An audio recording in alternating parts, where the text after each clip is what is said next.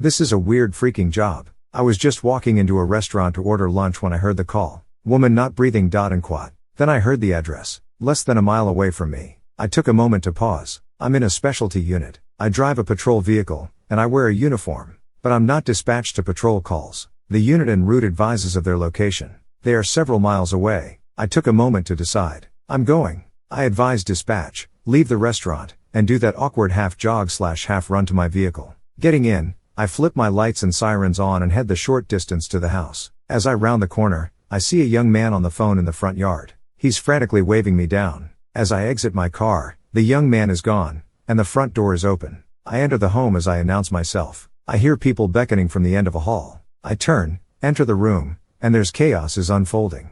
There's a woman on the ground, and a younger female doing chest compressions. CPR can be exhausting. I have no idea how long she's been at it. I advise dispatch that I'm starting CPR, secretly hoping it will motivate the next unit to drive a little faster. I move her aside and take over the compressions. Oh, you can tell by the way I use my walk. I'm a woman's man, no time to talk. Saving a life. Saving a life. I sing the song just under my breath to get my compressions at the right pace. Once I've developed the cadence, I start to count at barely a whisper. 1, 2, 3, 4, 5, 6. As I continue to count, I can hear things around me. Family members crying and sobbing. Frantic questions, irrational at times, like who is watching the dogs ? Observations start running through my mind. She's warm, her body still soft. Her fingertips have stippling of discoloration, but not lividity. There's no rigor. She's warm. I stop compressions to try to get a pulse on her neck. But I can't. And now I feel like I'm wasting time looking for it. I do lift her chin and tilt her head to give her airway the best chance it has. And I continue to whisper. 1, 2, 3, 4, 5, 6. As I finish out my 4 set of 60 compressions, the fire department enters the room. One of them immediately taps me out and takes over compressions. The medic is in complete control. He's barking out orders at everyone, but they all make sense, and everyone falls in together like a machine. They cut her shirt off and place a device on her chest that helps measure the effectiveness of the compressions. The EMT continues for 2 minutes, and then it's my turn to jump in again. At 15 seconds he warns the others of the time left. At 0, he stops. They check for a pulse, and then I jump in again. She's warm. I can't stop thinking about that. She's warm enough that I'm convinced she's going to start breathing and her heart will start beating on its own. She's warm enough that this should be working. But it's not. And I continue. 1, 2, 3, 4, 5, 6. I find myself grateful for the device they put on her. It shows me on a monitor how deep my compressions are, the pacing of them, and how much time I have left. In that moment I love that I can distract myself by focusing on numbers. Too shallow, or too slow, and they turn yellow. As I get back on track, they turn green. I stay focused on keeping them green. And I watch the timer. Like the last period of school, the clock ticks slower than it should. 2 minutes feels like 5. My wrists hurt. My shoulders burn. My back aches. But I know I'm not stopping. I have less than a minute left. I can do anything for a minute. And that's the first time I hear it. The husband in the other room yells, "Don't you stop. Don't give up on her." And I don't. I continue. 3 more times will I get tapped out and tapped in. 3 more times will I perform compressions, focusing on those numbers and colors, trying not to notice that she doesn't feel as warm, trying not to notice that the discoloration in the fingertips is more noticeable. Just focus on the compressions. But slowly the medics are running out of options. They placed 4s, they've pumped meds, they've checked levels. There's no trauma to be seen. No holes to plug. No injuries to patch. No one knows how long she's been down. We're running out of options. As I watch another officer deliver his 2 minutes of compressions, 25 minutes after I arrived on scene, the word comes in. The hospital advises us to call it. It's a hard decision, but it was simply a matter of time. As the medics call a stop to the activity, the room becomes quiet. You can see the disappointment in everyone's eyes. We tried damn hard. But sometimes no amount of effort can stop the inevitable. They start to pick up medical trash. They cover her body with a sheet from the bed. They pack up their bags and cases. Everyone stares awkwardly because we know someone has to go tell the family. An officer walks out to the kitchen to deliver the unthinkable. I can tell the very second the words leave his mouth. The entire family cries out at once. It's chilling, it's loud, and it's painful. Amidst the cries and the anguish, there are yells of no. Don't stop. Don't give up. Bring her back. There are screams of don't give up on her. Keep going.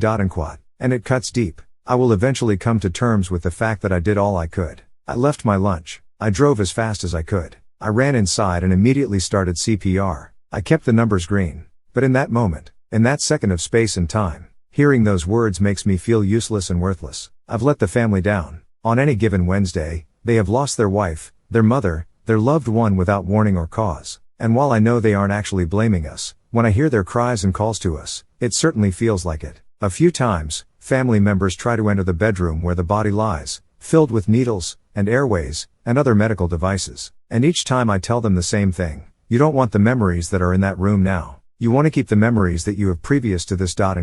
They listen, and retreat back to the living room, where I can hear them crying, sobbing, and trying to console one another. As I stand in the hallway, I too wish I didn't have to have the memories that are in that room. I spent 25 minutes assisting in CPR, going through the emotions, feelings, hope, and disappointment that it can bring. And for the next 25 minutes I stood awkwardly in a dark hallway, listening to the agony and grief of a family that was not prepared to lose their mother today. I spent that time second-guessing my actions, trying not to break down with emotions, trying to maintain a professional composure, and wishing desperately to be anywhere else. Eventually I was released. I walked back to my vehicle and drove out of the neighborhood. I felt a little empty. I felt drained. Unsure what to do, I returned to the restaurant I'd left earlier. Walking in, I entered the bathroom and washed my hands with the hottest water I could muster. Then I ordered and sat down. Alone in my thoughts, I sat there, unsure of what I should be thinking but thinking nonetheless. They brought out my kale and beet salad with steelhead trout, and I started to eat. Policing is a strange job. I work in a very police-friendly area. People constantly stop to talk to me when they see me. And today was no different. As I sat, eating my salad, and feeling like an empty shell, people passed my table and greeted me, thanked me for what I do, or walked their kids over to say hello. And it occurred to me, policing is a strange job. 1 second, you're doing 6 rounds of CPR on a person, unsuccessfully, as the family yells at you not to let their mother die. And the next minute you're eating a kale and beet salad and acting like this is completely normal. Like we're just supposed to switch our emotions on and off on a whim. It seems easier just to switch them off all the time. To be cold, uncaring, and machine-like while at work. But that's not who I am. I'm not apathetic, and I don't think apathy has a place in my world. But I can't keep them on all the time earlier. Because sobbing into a salad at work doesn't look right either. So, I sit, I eat, and I say hi to passers-by, as my mind is consumed in a hurricane of thoughts. I'm sure some readers are thinking that this didn't seem like an extraordinary ordeal. And maybe you're right. I've been privy to several hundred death investigations in my career. I've watched 3 people actually die.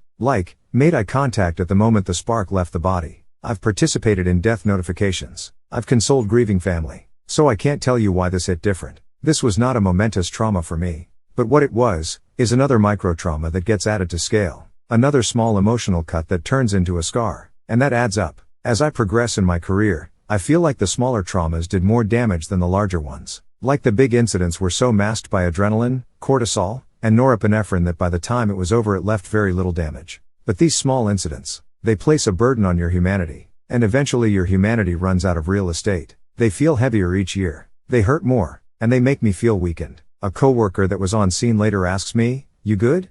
And what do I say? Do I say fuck no? That shit fucked me up, man. That family crying and screaming? It's echoing in my head still. No. I say I'm good. I go home. I self-medicate with several glasses of whiskey and hope that I can sleep through the night. Because as self-aware as I'd like to think I am, I still don't know the right answer to fix this. I just know what a weird fucking job this is. And that it wears me down, one small incident at a time.